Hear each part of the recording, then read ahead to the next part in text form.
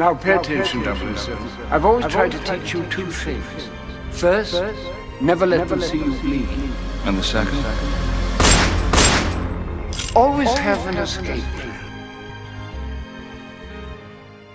All right, good morning, good afternoon, good evening. Welcome, Bond fans. I'm Christopher Morales, that one Bond guy, and today we have truly someone special. You've seen him around. You know, part of the group out there. We have the amazing Murray Gillespie from James Bond Canada. Thank you, Murray, for joining me today. It's so great to see you.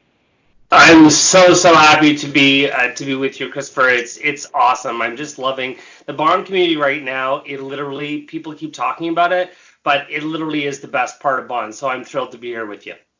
Thank you. Yeah, it's something that I literally have, like, over day and night. There's been like so many new people that I've come to meet, people that I've known. I've met great friends, like, honestly, lifelong friends with Brian and Jocelyn from James Bond Aficionado and Ladies Who Bond, we partnered with for West Coast 007. And, you know, I'm just loving it because I get different perspectives of Bond. I get, you know, people with knowledge, extensive knowledge like yourself, where I get to learn more. It's just so exciting. It is pretty great. I mean, I kind of forget that, you know, let's say if you're under 30, you know, you've only sort of been exposed, let's say, to the Craig Bond era. You know what I mean? Like, think about it. If you're under 30, right, you'd say you were 20 years old in 2010, then it's a different perspective. And that was my biggest thrill when I kind of, you know, was able to go to meet other Bond fans. You knew they were out there, right? But you just didn't get a chance to connect with. And now, as you said, you know, the community is filled with lifelong friends. So it's except for the movies themselves, the community is probably the best part of it, right? Right, yeah. I mean, shoot, man, I've been up for hours just discussing a single novel or discussing books. I've been able to sit down and talk to, you know, the guys from the James Bond complex and then David Zaritsky and Joe all across the world, and even people in England, you know. I know Brian recently got in touch with Calvin Dyson. I mean, this is great, connecting everybody on a global scale, especially now. I think it's what we're dealing with now. It's a little bit heartwarming, so we feel a little bit more happier in the situation, because I know right now the situation's kind of tough with, you know, what's going on. We were supposed to meet, well, you guys were supposed to meet for the premiere, you know, right now. So, but, you know, being able to do little things like this really helps out. And, you know we will get to that point where, you know, everything's going to die down. We're going to get together again. This is just us as a Bond community doing what we do best, working with what we have. So, yeah. Well, and the fact that there's so many people out there creating great content, because, you know, obviously, you know, there's overlap. You know, you can probably search on YouTube and, you know, go Dr. No film review, right? And you're going to get 30 lists of, you know, whether it's Calvin or Joe or David or yourself or, you know, my partner Jeff in Toronto. You can probably capsule that and say, okay, this is a different perspective. But the normal news cycle, right, they'll talk about, oh, No Time to Die delayed, right? Or the new Swatch is coming out. You'll get a couple articles. We as the Bond community, we can keep those kind of threads alive. And as you said, you know, we can take 3 pages of one novel and do 6 hours on it. Right. Because we break it down, we filter it through other perspectives, we compare it to, okay, is this more like this? Is it more like that? Is it a writing style? Is it a crane shot? We really, you know, can get into the minutia of Bond. And I think that's what the rest of the Bond community find interesting, is that even if you've done a review of Dr. No, or you've read From Russia with Love, or you've bought the new Adidas 007 sneakers, which I'm really waiting for because I really want to jog around in those. Have you seen those? I've seen those. Man, those are so cool. I know, right? I don't even wear Adidas, man. I might have to switch over and get them. Why not?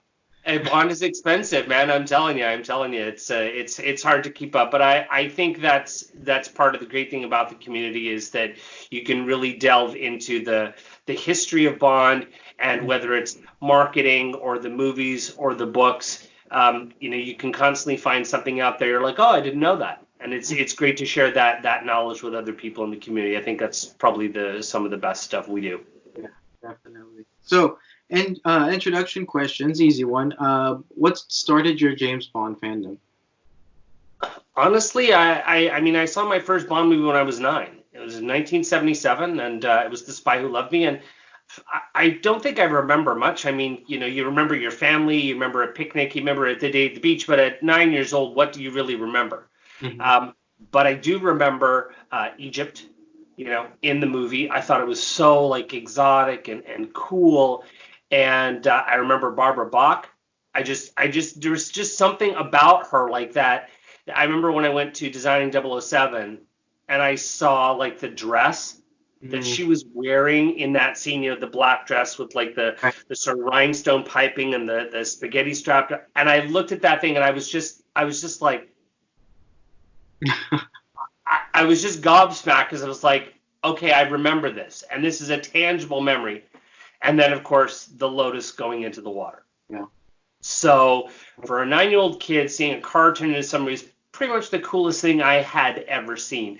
Right. And I saw the poster for it. And, they had the sort of squiggly lines, that Bob Peak artwork with the, which I can see it behind you there, kind of underneath. And I'm like, oh, that's way too cool. I got to get that poster. So it really started that way. I wanted that poster. And then, as I got older, 12, 15, 17, then you really started that like, oh, wow, there's a Bond movie every 2-3 years. So I really got into Bond. And of course, by that time, with the advent of VHS cassettes, I discovered, holy crap, there's like a whole slew of 60s Bond movie. Man, get me in there. Right. And it just started that way. I think for me, what really sort of solidified it for me was being able to go to one of the first ever sponsored Bond exhibitions. It was called 25 Years of 007. Oh, nice. And when Albert R. Broccoli was still alive, he donated to the Museum of Modern Art in New York City. He donated the first 13 prints of those movies to the MoMA. So I was 18 years old with my family in New York just for a week in the summertime, and New York in the 1980s, like, like literally it was like my first time there. I'm like, whoa, New York City, right? Mm-hmm. And I was able to go to the MoMA in the afternoon, see like tons of posters, all these display cases full of like, the Octopussy buzzsaw and the exploding thermos from View to a Kill. And then in the afternoons and the evenings downstairs in the MoMA at the big Titus Theater, they were showing all of the Bond movies on the big screen. So it was where I got a chance to see my first Connery Bond movie on a big screen. It was at the Museum of Modern Art in New York in 1987. And I think that really kind of said, okay, I'm more than just a fan. I really want to get into Bond. That's how it started for me. Oh, yeah. Man, I mean, the Museum of Modern History, and seeing it on the big screen. Wow, that is, that's amazing.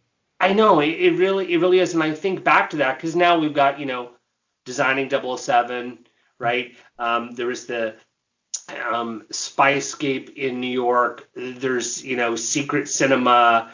There's all these like huge the Elements in Solden in Austria. There's all these like huge sponsored exhibits that Eon have really gotten behind it and put out there for us. Bond in Motion. Have you been to Bond in Motion? I think you said you'd seen it, right? Yeah, I've been to Bond in Motion, and I've also been to Spyscape. So those are the two that I've been to.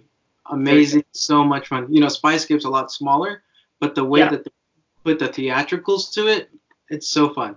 It is. I mean, and I, Jeff and David and Joe and the archive director from Eon Productions, Meg Simmons, they were all in New York for that launch. I unfortunately missed it, so I was feeling a little bit of FOMO there. But thankfully, when we went down to New York for the Ann Peel event, I got a chance to go. And you're right, much smaller scale, right? Mm-hmm. But you can see by the fact that whether it's Bond in Motion or whatever, there's way more exhibits and they have a lot more stuff now to be able to go. Yeah, we're going to do this type of exhibit. Or what was the other one? It was at the Spy Museum in Washington, D.C. for a while. It was called Exquisitely Evil. Okay. And it was a celebration of the 50 years of Bond villains. Oh, wow. Right. So I didn't get a chance to see it. But again, there's another perfect example of, a great exhibition that we all love to go and see. And I think there's another spy museum, I forget, but they do have a DB5 on display. People, I don't know if it's this International Spy Museum, I forget what it's called, but they do have a DB5 on display. But that's the only Bondish thing that they have. It has to do with all these. I think it is actually in DC, if I remember correctly. I'm not too sure, but they have great plethora of spy stuff out there, and they have to talk about Bond. One of my favorite part about Spyscape was the fact that you got to go and be interactive, and they taught you the history of espionage, and at the very end you got the classification of what kind of spy you were. That was so cool. I mean, It was different from the 007 exhibit, but I mean, it was great because they did insert little bits of the 007, like where Ian Fleming got the Q character from, the history of that. That was just amazingly done what they did. But yeah, it's lots of fun for sure. Yeah, I remember in 2004 there was an exhibition. It was called Bond, the exhibition, and it was kind of a weird one because the places, you'd think like, London, Toronto, Miami, you'd think Chicago, you'd think the big places, and yet the places that it was displayed, totally random, like Oklahoma City and Baltimore, and really sort of strange stuff. But I remember that too, when you bought your admission, you got this little like 007 exhibition card. It was a plastic Visa, right? And at the end, you'd swipe it for like a special code and stuff. And actually, I found a DVD back in the days of handheld video camera. So I finally found the footage from that 2004 exhibit. It's about a 20-minute segment. I finally got it on CD-ROM, and I'm going to put that together for a YouTube video pretty soon, because I think we've all seen lots of footage from, designing 007, Bond in Motion. People have gone and stuff, but I've never seen anywhere on the web any footage of this. So I'm really excited to put that out there and let people see what happened in 2004. It was pretty cool. Oh yeah, 2004. Shoot, I was. Depending on what part of the year, I was either 3 or 4 years old, so I definitely haven't seen it. That's awesome. I would have wheeled you around in a stroller. Oh, there you go. Hey, look over there. All right, so I know your other half, Mr. Weibo, and you guys joined together and created a James Bond Canada. What kind of what prompted you to join forces and start that up? Well, honestly, I was just really looking for, a partner in crime and someone else who had the passion for Bond like I did here in Canada. I did a lot of Twitter contests and, put some stuff out there on social media, on Instagram, on Twitter. And this Jeff guy, he kept like winning everything I put out there, like posters, T-shirts, and, he really knew his stuff. And I was really anxious to meet him. And I've always thought that, two heads are better than one. So in terms of our, we've always had, Twitter, Instagram, Facebook. We had a YouTube channel. Jeff has been amazing growing our audience on the YouTube channel because he's a social media guru. And the website of James Bond Canada kind of came about when we discussed it a little bit together, when I asked Jeff to sort of join forces, because I've had my website around for probably about 10, maybe 12 years, but it's, in various inceptions. Like it had a different URL for a while.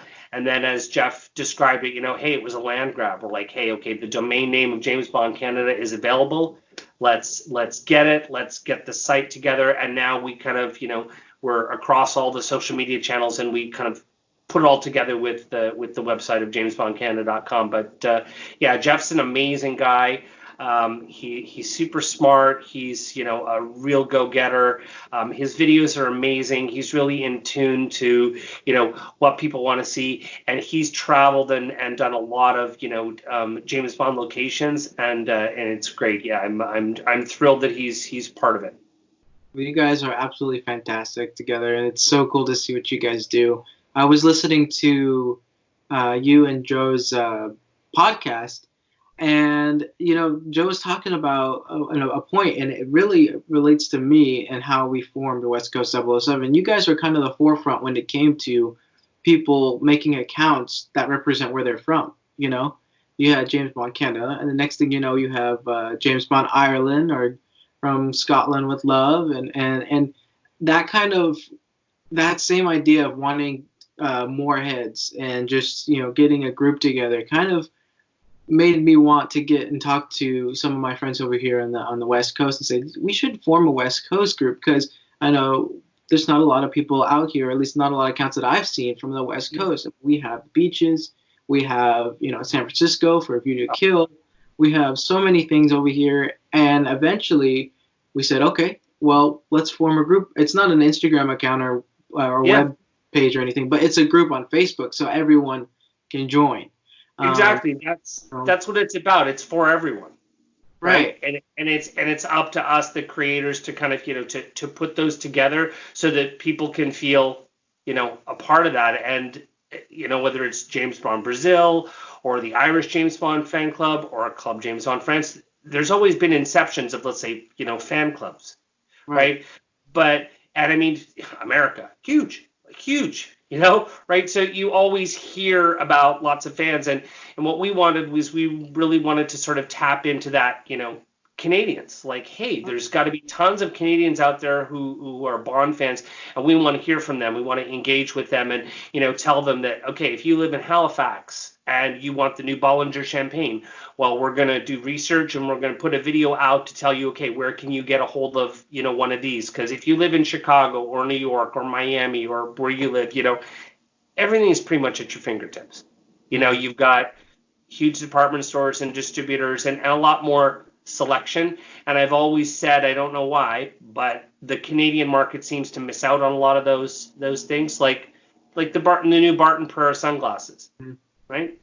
Dude, you have no idea how many hoops I had to jump through just to get a hold of and find a pair. Special order, only like 2 shops in all of Vancouver. There are only like 3 pairs available. I had to wait like 8 weeks. They were like $600. And you just have to, where you are, you probably walk into like some sunglasses store and they're sitting right there on a display. So we have to claw and climb a lot more to get a hold of some of the things that we want that are related to bonds. So yeah, we wanted to tap into the Canadian market. That's awesome. That's amazing. I mean, definitely helps out for people who, like you said, who don't know, or who don't know how to get a hold of certain things. But now moving on, I know we're all in this situation where we have to be inside. We're dealing with this pandemic, COVID-19. How are you, from a Bond fan perspective, dealing with this? And then also from what you've done and kind of ideas that you have, what are some tips you can give other Bond fans to do during this situation? Sure. Well, I mean, I actually just discovered a couple days ago that for some strange reason, I don't seem to have a copy of Diamonds Are Forever. I don't know how that's possible. I'm pretty sure I've read the book, but I was telling Jeff it was probably like 30 years ago. So I think oftentimes for a collector like me, it's really easy for me to occupy my time. I can organize and catalog and put things in chronological order. I mean, sometimes, I don't know about you, but I'll see something really cool. I'm like, oh, I want that. And I'll buy it. And then like a month later, I'll start looking through my stuff and I'm like, why do I have 2 of these? You end up having so much stuff that you end up like doubling up and you're like, okay, time for an Instagram giveaway.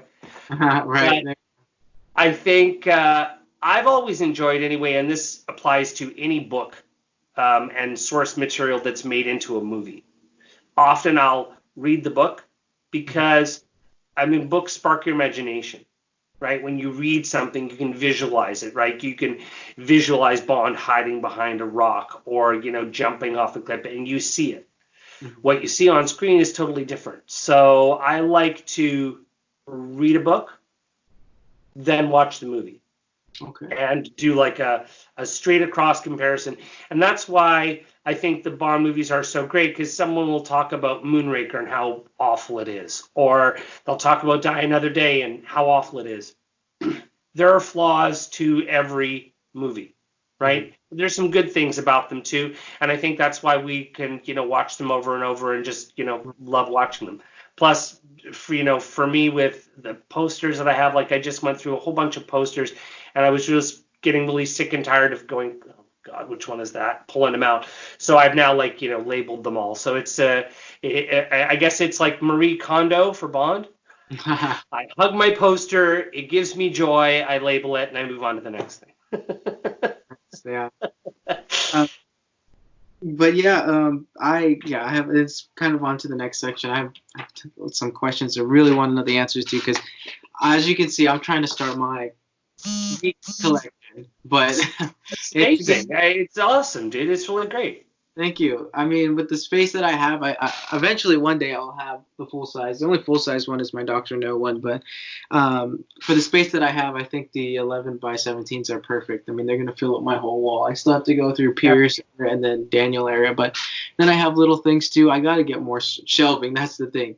I need more stuff because my stuff's falling off, and yeah, we'll all end up at IKEA together after COVID-19, so we're buying more shelving. Perfect. Sounds great to me. I mean, the old vintage radio that's behind me was actually my great grandma's who passed away. She allowed me to have it. So I thought it looked very Bondish. So that's why I have it in my room, and I use it to display some things. And but yeah, I mean, okay, moving on to more of the collection piece. So I know in 2013 I did some research and stuff on YouTube and stuff, and I saw that you were actually interviewed on a show called The Rush on Shaw TV. That's right. And man, Fiona Forbes, isn't she pretty? Come on, she's amazing. I've known Fiona a long time, and they did a local TV show here. As a matter of fact, I think if I remember correctly, that morning she was warbling Goldfinger before we started the shoot, and I think I'd had a couple drinks that morning to loosen up. That was a really fun day. Oh boy, that looked so much fun, man. And it gave all of the viewers a great insight to kind of what you have in your collection.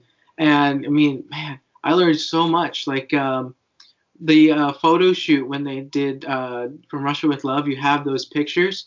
Those are amazing. And you talked about your experience at the Skyfall premiere.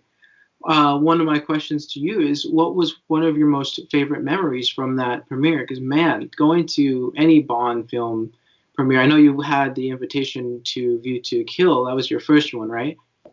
Yeah. Well, I mean, I think there were three really awesome moments for me at Skyfall. One was being able to just by happenstance, sort of moving across the red carpet, I got a great photo op with Naomi Harris. Yeah. So that was great. Unfortunately, I mean, she is mocha skinned and probably twice my height, and she's just beautiful, and all those really, really bright lights. And the photo itself, I am just pasty white, all forehead. It's just like, it's the worst picture, but I had to post it. So when I was there for Skyfall, I made sure, I'm like, oh my God, please give me another chance at a decent photo with you. So she was nice enough to do that. So that was a double up. I was going into Royal Albert Hall, and I turned around and was just being polite and opening the door for the person behind me. It was Judi Dench. Wow. Oh, that was great. Right? That was great. And I think the funniest moment, though, of all, and you're going to laugh, there was an older lady dressed in a gold dress. Mm-hmm. And I turned around to her. I was a little flabbergasted, and I said, Miss Blackman. And she said, what? Sorry, dear. And I said, Honor Blackman. And she goes, no, sorry, got it wrong, darling. She walked away. And then I realized seconds later it was Shirley Eaton. Oh, my goodness. It was painted gold, hence that's why she was wearing the gold dress. And it took me a minute, but I'm like, well, come on, you don't exactly look, like if Honor Blackman and Shirley Eaton were side by side 30 years ago, I think you and I could both tell them apart. It was just one of those like, wait, I know who you are. I know who you are. I got it wrong. And it was funny. So she took a photo with my friend, and then I sort of chuckled as I walked away. I'm like, oh my God, I can't believe I called. Oh man. It was pretty great though. I mean, honestly, I don't even know what I would do if I had the opportunity to go. I probably wouldn't be able to speak because I'm in the presence of everything that I love, the camaraderie, the actors, the actresses, all of the scenery. Man, I just, It that's really is like that. It's electric. I mean, the atmosphere is electric. I think partly because you're surrounded 12 people deep all the way down the street, just fans screaming, right? Just people, and you're like, oh my God, I'm actually here. I'm actually right. You're walking the car, and you're seeing other people, rugby stars and television hosts from the UK and people from Britain's Got Talent, like other sort of C, B, A-list celebrities, and then and then there's the setup. There's like the Aston Martin on this enormous stage at Royal Albert Hall, and the atmosphere literally is electric. And then you get the bonus of getting a picture with Naomi Harris or opening the door for Judi Dench. You're kind of flabbergasted at every moment, and it honestly takes a little bit of intestinal fortitude to nail your feet to the floor and not just kind of run around going wee. You're so happy to be in that atmosphere. But it's a great experience. I'm sure you will get to London for No Time to Die. I expect to see you there on the red carpet. You know what? I will. I'm going to be, I was supposed to be there this summer to do my study abroad for a month, but it got canceled. But that's okay. I'm getting refunded. I'm going to put that away and maybe save up some more. And who knows? I might be there for the No Time to Die premiere. That would be amazing. So I look up to you so much because you are a huge collector. And I personally want to know, what is some advice to look for when you are collecting for anyone who's just starting out to collect? Well, I think you probably have to, let's say, either realize that you're going to kind of collect across the board and keep it sort of spaced out in terms of what you're going to buy, right? Okay. Like if you want to buy everything that's associated, let's say, with No Time to Die. Mm-hmm. Well, already you've got, the N Peel, you've got the Swatch, you've got the Adidas, you've got the Bollinger. And then once those sort of 4 or 5 or 6 things that are associated for that movie run out, you've got your package, let's say, right? You can get a poster, you can get something else. But the way I think of collecting is really in quadrants and sections. Like, okay. Let's say you just want to collect music, right? Well, then maybe you want to start with the vinyl, like the albums, instead of the CDs. Not because vinyl is better, but just I've always loved like an album cover. Oh, yeah. Right? With a CD, you just get, the liner notes. It's just a CD, but oftentimes you'll get, gatefold sleeves like they used to have in the 70s where, it would just be the album cover and then you pop it open and you get all these pictures. And if you decide to go, you just want to do music, well, then you start getting into the smaller things like all the CD singles, all the 12-inch singles, all the limited edition stuff, all the picture sleeves, and you could probably collect Bond music. Oh, yeah. All this right here. Oh, my God. All I listen to are vinyls, and my friends don't get it. They're like, dude, what are you doing? I mean, granted, I don't have any. I need to start collecting some Bond vinyls, but I have like 50s. I have. Oh, that's amazing. Dean Martin. Valley and Four Seasons is Dean Martin. Man, that's a collection itself. That's Frank Sinatra. Yeah, that's all I listen to. I mean, everyone doesn't understand, dude. Why do you listen to old music? I'm like, because that's what I love. And it sounds better. Right, exactly. And but yeah, I'm definitely going to start my vinyl collection. I'm actually starting up with something a little new here since we all have to be inside, and it's going to be an Instagram live event, and you're kind of the first person to know. So I promise I won't tell anybody. No, it's all good. I'm going to post it here maybe a week or so. So it's all good. I'm going to host a mocktail hour since I'm still not able to drink right now, but a mocktail hour where I'll get a Bond vinyl. And I'll put it on in the background. And for the duration of the vinyl, I'm going to be making or showing people how to make mocktail. So that's awesome. So it's something kind of unique. Sounds amazing. Thank you. But yeah, I mean, I love it. And yeah, that makes sense. So when you start off, I guess you could start off with like a single, like a group of items you want to get, and then you can move on to the next. So say like Right. per movie, say. Right. Like, so let's say you want to do books. You Okay. just want to start, right? Well, then you're probably going to want to start with all of the Fleming novels, right? That's kind of your meat and potatoes, right? And then from there, you're going to want to get all the books about Bond, so you can learn more. AJ's Some Kind of Hero, Raven Benson's The Bond Bedside Companion, Steve Rubin's The James Bond Films. Like, it just goes on and on and on for sort of what I call a 00 reference library. Oh, nice. Right? Yeah. Like, when you're watching a movie and you're like, oh, what's the name of that girl? She was in that movie. Go to your bookshelf and you're like, yeah, right? And then you get into lots of other books. Like, I mean, some of the favorite things that I have are, they're Bond related, but they're not actually like Bond stuff. But 3 of my favorite books are the 3 different catalogs from the Christie's 007 auctions. Okay. Right? They did one in like 97, one in 2004, then one in 20. And these catalogs are they're just pure Bond gold.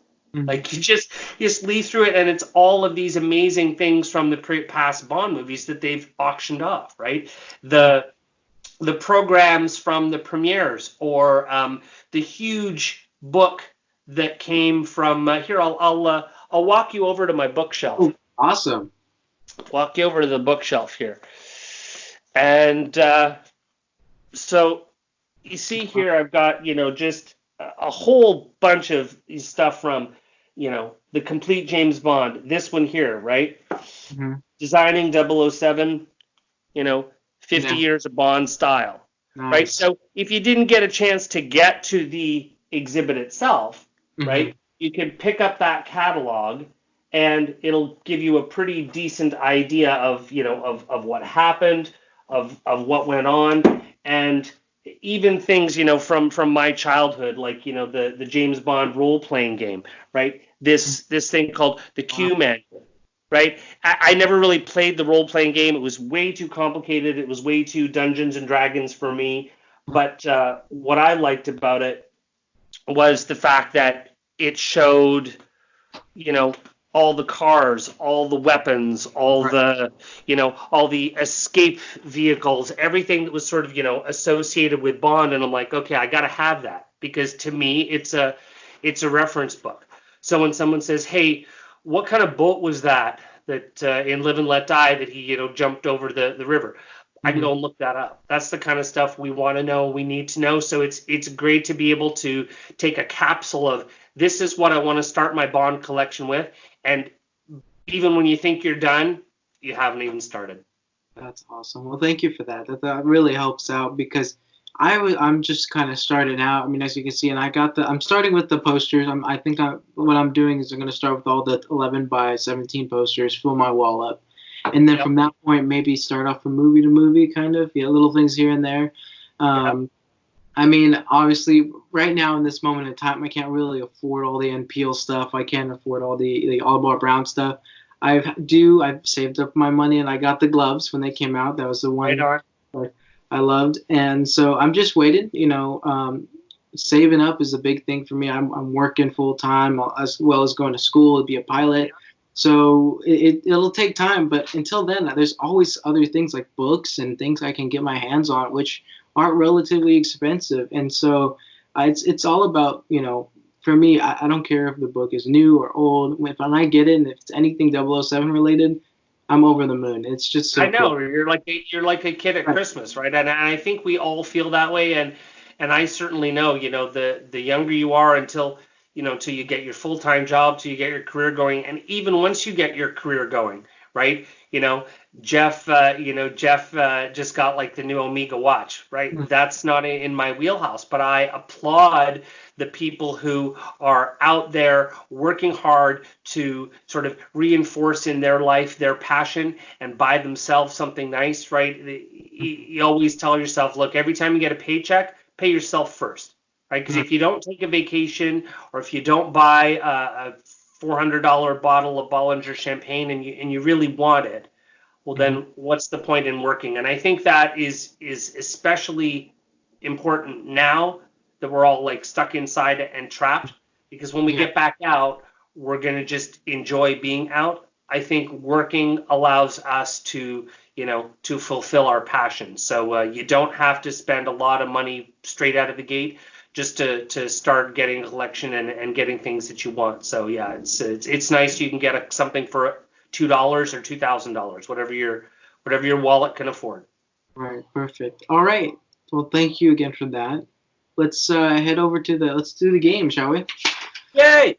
All right. So I call this they're rapid fire questions basically, but I like to call this 007 questions in 7 seconds or more. You don't have to worry about being too quick. So, all right, ready? Yep. All right. Favorite Bond outfit? For Bond, favorite Bond outfit. Or it could be your go-to outfit as well. Favorite Bond outfit. Geez, that's a really, really good question. But I think the first thing that comes to mind is the white dinner jacket in Goldfinger with the carnation, because he just peels out of the wetsuit into this tuxedo, and you're just like, Connery, 1964, checking his Rolex as he lights his cigarette, pops the carnation. And I love the fact that they kind of, recreated that look for Daniel Craig in Spectre, that black pants with the white dinner jacket. I think that's probably my favorite Bond outfit. Oh, I agree. Beautiful outfit. All right, now your dream location. Dream location. I'd really like to see a Bond movie filmed in Canada. Really would. I think some kind of chase scene in Toronto, maybe Montreal. But in terms of like the Bond vision and the cinematography, I think it would be amazing to have some kind of like ski chase up in like Banff, Lake Louise, maybe Whistler. I really think that could be a really cool thing, or even Vancouver. But again, it's seasonal, right? Like I don't think you'd film a scene in Vancouver or Toronto for a Bond movie unless it was summertime, right? Because it just doesn't. The city wouldn't have that same kind of feel and effect. Whereas if you're talking like Banff or Lake Louise or Whistler, obviously that would be wintertime. But yeah, I would love to see a Bond movie really filmed here, other than that ski jump in The Spy Who Loved Me. It's just like, sort of a little snippet, but it'd be great to actually recognize Canada in the background. Oh yeah, definitely, I agree. Favorite Bond one-liner? Shocking. Positively shocking. There you go. Perfect. Yeah. All right, so there's been numerous brands that have started their own collections. What's your favorite brand from your favorite brand that you like to usually wear the most, or you just enjoy the whole aesthetic of them? Yeah.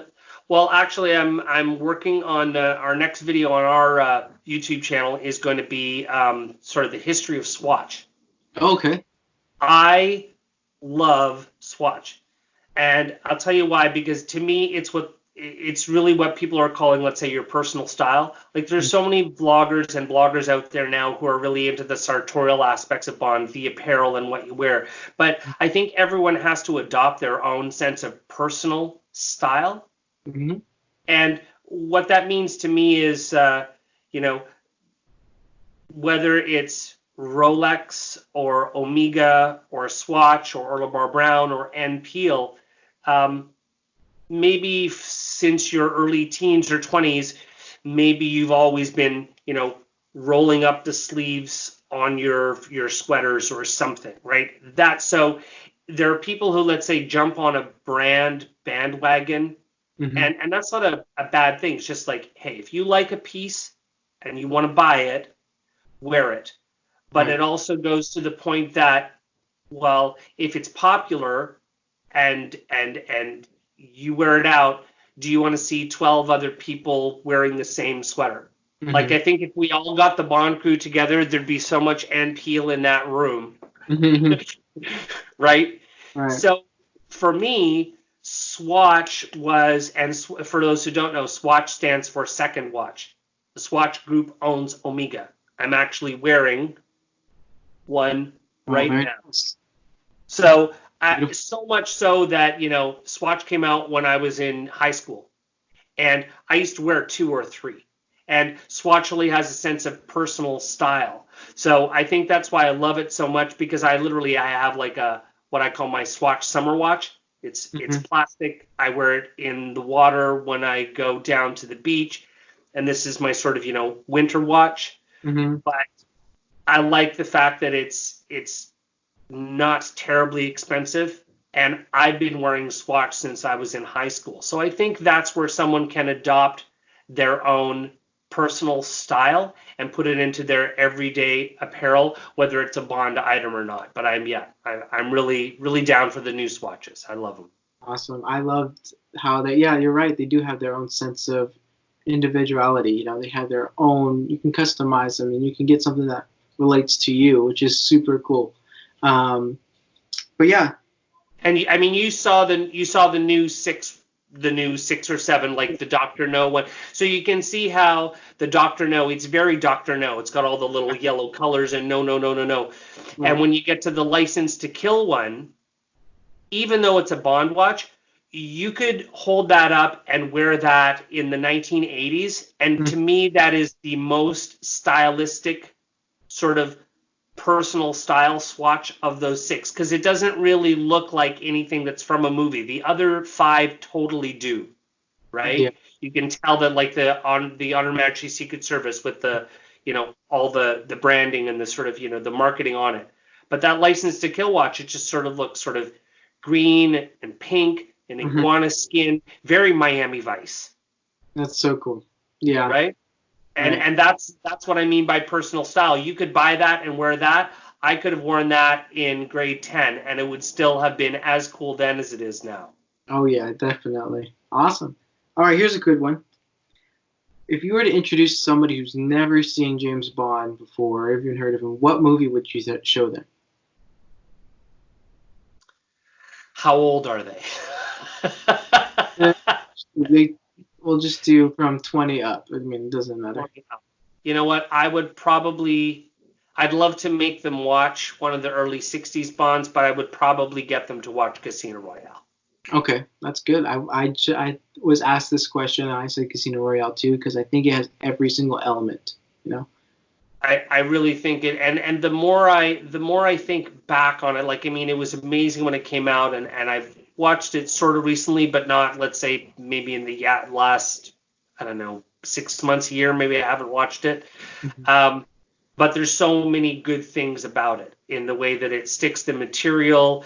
It shows, the sort of the life of a spy, the good, the bad, the vulnerability, and it also sort of, you hear the character explain to other people what someone, who's not in that suspension of disbelief when you go see a Star Wars movie, to kind of understand, right? And, like when Vesper says to him, like, how can you do that? How can you just, like, have a meal and you just, like, killed 3 people? Like, it's like, well, if I wasn't able to do that, I wouldn't be very good at what I'm supposed to be doing, right? So you start to understand, and I think that despite the fact that it's very Hollywood, right? Do you know what I mean by that? Like, it's also very dark. And it's a great example of the Bond series. And I think if you showed someone that movie and then tell them, there are 50 years of these movies and this goes back all the way to the 60s, they'd be like, oh man, I got to get me into some early Bond and discover the franchise as opposed to just a single standalone movie. Awesome. Yeah. I think it's a fantastic choice for sure. All right, last 2. Yep. Favorite Bond vehicle? Oh, it's got to be the Lotus car. Lotus submarine car. That Lotus, I mean, I've seen that car up close in person at a car show, and I think I walked around it for an hour. Like, I couldn't stop touching it. I couldn't stop looking at it.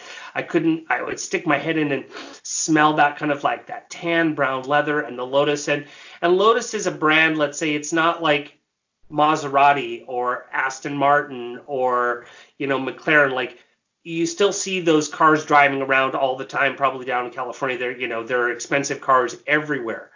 When was the last time you saw, like, let's say, a new or a newer Lotus? I saw one here in Vancouver, maybe I think about a month ago, and I was like, oh my God, I haven't seen a Lotus on the road in such a long time. Like, it's a very niche car, don't you think? Oh yeah, and it's funny you say that. It's about the same time, about a month, because I go before everything shut down. I used to take my car to a Cars and Coffee event in a city that's nearby, and That they must would have be cool. so many. And they're out of the 300 or 400 cars there was one brand new Lotus, and I was like, wow, I haven't seen any of these in forever. I know, right? And that's the kind of cool thing about it. And then when you do see it, you can see the sort of influence of other cars. Like, I mean, I'm a car person, but when it comes to luxury vehicles, whether it's Lamborghini or whatever, they all have that same sleek design, Hmm. right? Jaguar. I mean, I love Jaguar. So when you see a Lotus, it's got a little different shape, a little sort of higher back end and more junk in the trunk. You know what I mean? Like, it's a little higher. It's not as sort of teardrop shape, Right. and yet it's just really rare and really cool to see a Lotus on the road. So yeah. Oh yeah, definitely. I'm so glad you said you're a car person. So am I. I have funny quick side story real quick. My first car is a 1961 Hillman Husky. Oh my God. So you can research what that is. A lot of people don't even know, but it's a British brand. Hillman was a British brand. Basically the cousins of the Sunbeam Alpine. Yeah. They were made by the same chassis, made with the same engine and same interior and engines and all that. So it's just like the sedan. It's it's more boxy than obviously more boxy and less sportier looking than the Sunbeam. But yeah, I it's so much fun. I still have it in the garage. I take it out Oh really? often. That was the first car that I really. It was only $3,000, but I had to do so much work on it. So. But it Oh was. well, yeah, I suppose you might, but then again, that's probably a brand that didn't, like, how Ford or Chrysler or Buick eventually they all made it over across the pond, Mhm. right? There are some brands, whether they be Italian, German, like BMW. It's like I tried to explain to my friend the other day what an Austin Healey was. Oh boy. And he's like, you mean Aston Martin? I'm like, no, Austin Healey. You mean Aston Healey? And I'm like, no, oh my God. Right. So those are types of vehicles that, let's say you might find a few collectors having them, but it's like the Sunbeam. You probably don't see too many of those in America because they were only really made for the British market. So anything like that is super cool. What are you driving these days? What do you drive now? I drive a 2011 Mini Cooper. Nice. So, and I have it tricked out with Bond stickers everywhere. I have a license plate cover that says shaken, not stirred. That's awesome. And Do you on have the, the burglar sticker? Do you have yeah, the burglar sticker on it? yeah, yeah. And on the side, how race cars have the driver's name on the Yeah. side. On the driver's side, I have my name, but on the passenger side, I have the British flag and it says J Bond. So. Oh, that's awesome. That's great. That's great. Speaking of J Bond, the last question, which Yep. I'm sure you've been asked this billions of times, but just for kicks, who is your favorite James Bond? You know what? I've really been re-examining Daniel Craig as a Bond, and the one thing that I have to admit is that for the period of time and the sort of the new millennium, I really think he is Bond right now. There's no other way to encapsulate it. It's going to be really interesting, right? Coming in the next 2 or 3 years, like I wonder who our next Bond is going to be. I've always thought that it needs to be someone who's not a superstar, like not a Brad Pitt A-level person. Otherwise, they get roped into that character. Like, I don't know. Are you interested in seeing Robert Pattinson as Batman? I'm kinda, but I hope that the character has, has more gravitas because he was roped into that whole Twilight series, right? So they want to get away from that. But my favorite Bond, I think, is still Connery, just because, they pumped them out so quickly then, right? From 62 to 67, 5 movies. And I don't think there's really too much wrong with those first 5 movies. And the fact that he was groomed to take this literary character, this really important, famous literary character, from the pages onto a screen. And, think about it. If, like, here's a question for you.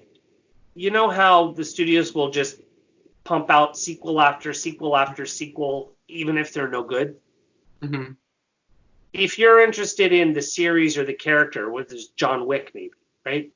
Do Mm-hmm. you think that it's just a vehicle for them to make more money, or do you think that there's actually value in the film? What I mean by that is, if Connery had been a good Bond, but they did 3 movies and they weren't really a box office success, Mm-hmm. after he finished his last 2, do you think they would have carried on with the series? Do you think they would have said, well, there are more books to do? Or do you think they would have said, well, these aren't making money, maybe let's hold off and let's go at it again in 10 years and see what you think? Because to me, I think the success of the franchise came from Connery, because everyone wanted to go see those movies, right? The guys were just like overwhelmed with like, okay, I want to be a super spy. And you've seen all the documentaries, after Connery did his screen tests and saying, yeah, Connery is super sexy. So the women loved him. The guys wanted to be that James Bond character. The scripts were great. The locations were great. And they created that franchise that is now almost 60 years old. Yeah. Like, that's unbelievable.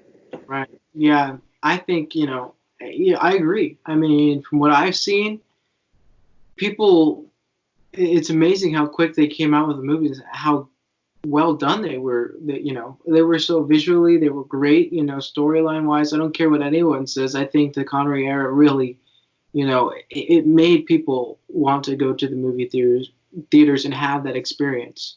So I think no matter how many times they did it, I think they would always get people to come into the seats, because at the end of the day, it's about people filling up the theater seats. And I think they did just that. I mean,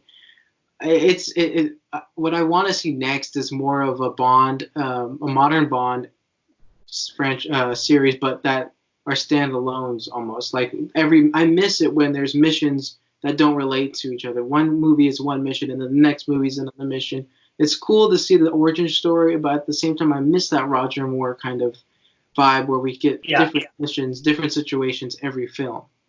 The idea that you don't have to see all of them to understand one film. And personally, I mean, I was really looking forward to Spectre, and after finally they settled all those lawsuits that started in 1965 and everything that went along with Spectre became theirs.